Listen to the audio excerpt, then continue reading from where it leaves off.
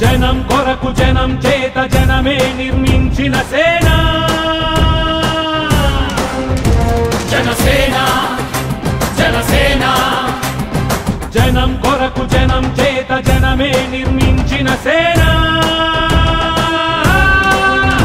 జనసేన జనసేన జనం గోడు వినడానికి జనం తోడు అనడానికి జనం వైపు అడుగేసిన సేన జనసేన జనమే తన సేన జనమే తన సేన కనుకనే కదిలెదిలా జనంలోకి జనసేన జనంలోకి జనసేన జనంలోకి జనసేన జనం కొరకు జనం చేత జనమే నిర్మించిన సేన జనసేన జనసేన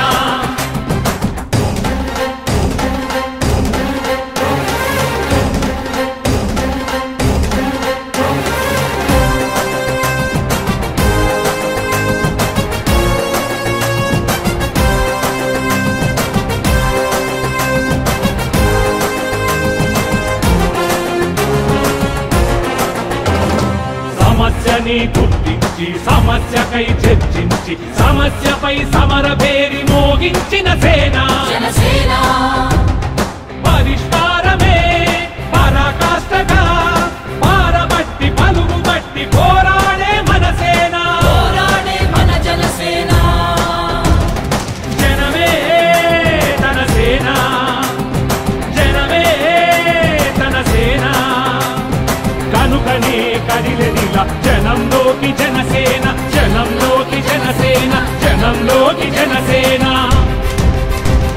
జనం కొరకు జనం చేత జనమే నిర్మించిన సేన 300 కోట్లు మిషన్లు కూడా ఉంది సార్ మిషన్లు మొత్తం టోటల్ అంతా మరి ఎక్కడ పెట్టారు మిషన్స్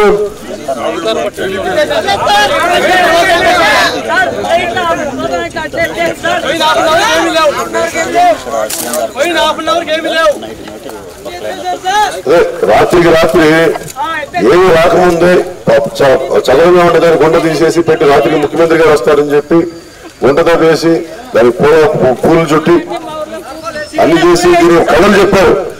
ప్రపంచానికి ఏం తెలుస్తా ఉంది అంటే మొత్తం అనంతపురం కరువు అయిపోయింది, అక్కడ వర్షాలు అవసరం లేదు, రైన్ గెలుతోటి మొత్తం కొట్టేస్తే మొత్తం కరువు కాటకాలు ఆ టైపు కదిచ్చారు బయట. మనకు జరుగుతున్న అన్యాయానికి మనం ఎదురు తిరగకపోతే, వాళ్ళు ప్రశ్నించకపోతే ఈ మార్పు ఇంకొక రాదు. ఇక్కడి నుంచి వలస వెళ్ళిపోవాల్సిన అవసరం ఉంది. ఇక్కడి నుంచి దూరం వెళ్ళిపోయే బెంగళూరుకో కేరళకు పారిపోవాల్సిన అవసరం ఉంది. దాదాపు ఒక్కొక్క గ్రామంలో మనకి ఇందాక చెప్తా ఉన్నారు 80% వలస వెళ్ళిపోయారు ఒక్కొక్క గ్రామాలు. ఇవన్నీ ఆపడానికి ఎందుకంటే మేము ఎందుకు ఇంత చిత్తశుద్ధిగా చేస్తున్నాం, అలసిపోయే రాజకీయ వ్యవస్థతోటి కొద్దిమంది బెదిరించడాలు. ఎంతకాలం బెదిరిస్తారు ఎవరినైనా సరే? 100 మంది గుండాలు పెట్టి బెదిరిస్తే సరిపోతాం. మేము 1,00,000 మంది రోడ్లు మీకు సపోర్టింగ్ చేస్తారు, మోసం చేయొచ్చేలా. నిజంగా అలసిపోయాం, విసిగిపోయాం. రాష్ట్రం విడిపోయిన తర్వాత కొంచెం బాధ్యతగా ఉంటాయి రాజకీయ వ్యవస్థను చూసాం.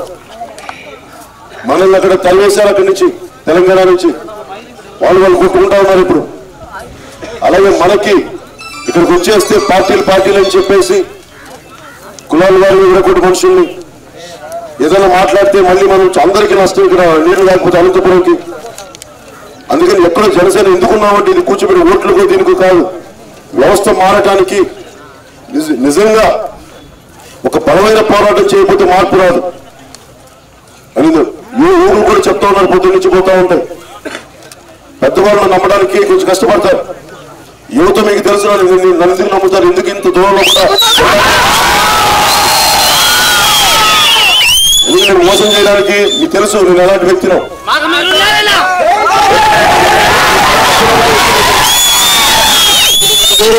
రావడానికి ముఖ్యమంత్రి గారు రావడం 4-5 కోట్లు ఖర్చు పెట్టాలి. నేను రాత్రి మార్పు తీసుకొస్తానని చెప్పలేను, కానీ నేను మీకోసం చచ్చిపోయాను.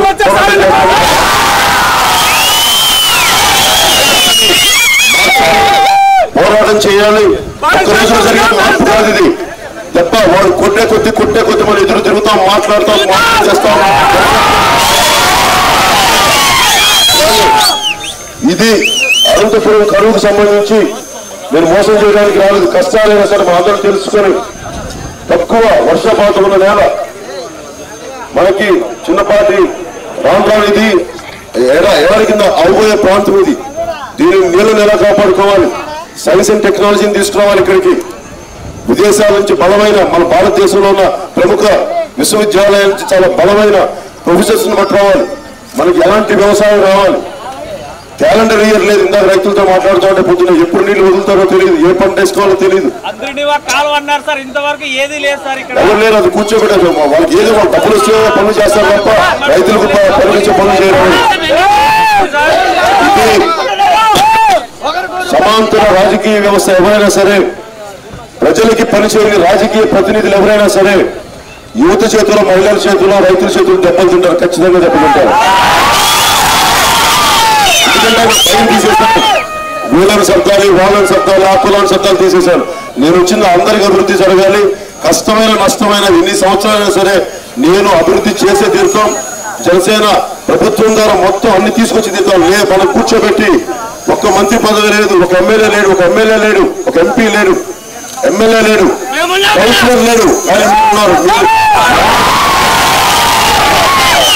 ఎందుకంటే వ్యవస్థ మారకపోతే నిజాయితీ పరుల అధికారుల దగ్గర నుంచి, ప్రభుత్వ అధికారుల దగ్గర నుంచి తీసుకెళ్లి రూపు నిలబడేయటం, వాళ్ళకి అండగా ఉన్న అధికారులు పెట్టడం, ఇవన్నీ వ్యవస్థని నిర్వీర్యం చేయడమే.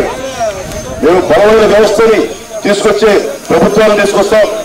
దాంట్లో భాగంగా కేవలం మీకు మద్దతు పలకడానికి ఒకదానికే కాదు, ఇక్కడ ఏం జరిగింది అనేది శిలాఫలకాలు వేసి రైల్వేలు షోలు పుట్టప్ చేసి 100 కోట్లు 1000 కోట్లు దోపిడీలు చేసి ఇవన్నీ మాట్లాడడం ప్రజలకు తెలియాలి, ప్రపంచానికి తెలియాలని చెప్పి నేను ఈ రోజున మన పుట్టుబడికి వచ్చాను. నేను అందుకనే మీరు ఓట్లు వేస్తారో లేదు ఇవన్నీ నాకు తెలియదు, కానీ